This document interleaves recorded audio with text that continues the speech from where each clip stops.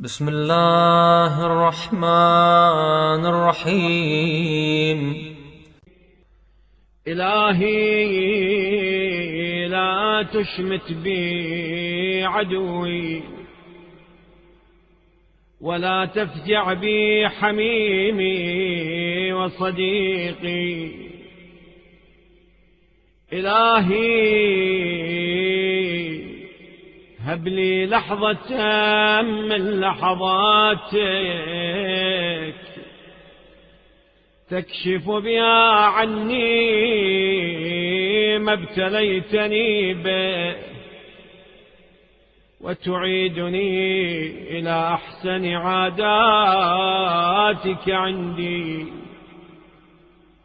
واستجب دعائي ودعاء من أخلص لك دعاء، فقد ضعفت قوتي وقلت حيلتي واشتدت حالي، وأيست مما عند خلقك، فلم يبق لي إلا رجاؤك. إلهي إن قدرتك على كشف ما نفيه كقدرتك على ما ابتليتني به،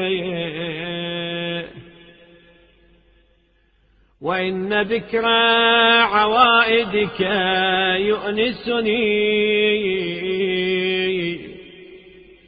والرجاء في إنعامك وفضلك يقويني، لأني لم أخل من نعمتك منذ خلقتني. وأنت إلهي مفزعي وملجئي، والحافظ لي والذاب عني، المتحنن علي الرحيم بي، المتكفل برزقي. في قضائك كان ما حل بي، وبعلمك ما صرت إلي. فاجعل يا ولي وسيدي فيما قدرت وقضيت علي وحتمت عافيتي، وما فيه صلاحي وخلاصي مما نفي، فإني لا أرجو لدفع ذلك غيرك، ولا أعتمد فيه إلا عليك. فكن يا ذا الجلال والإكرام عند أحسن ظني بك، وارحم ضعفي وقلة حيلتي، واكشف كربتي واستجب دعوتي، وأقلني عثرتي، وامنن علي بذلك وعلى كل داع لك. أمرتني يا سيدي بالدعاء وتكفلت بالإجابة، ووعدك الحق الذي لا خلف فيه ولا تبديل.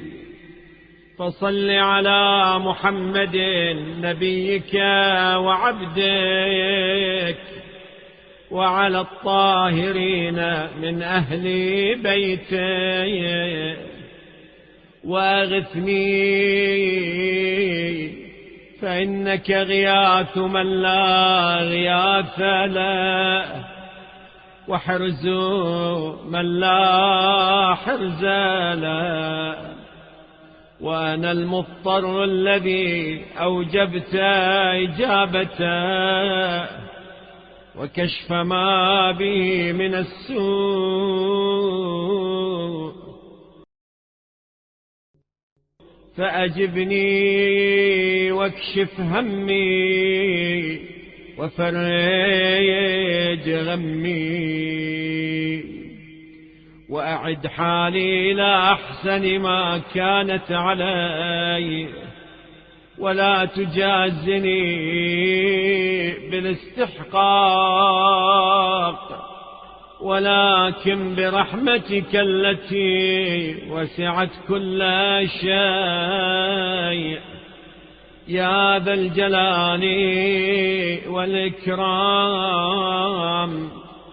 صل على محمد وآل محمد، واسمع وأجب يا عزيز.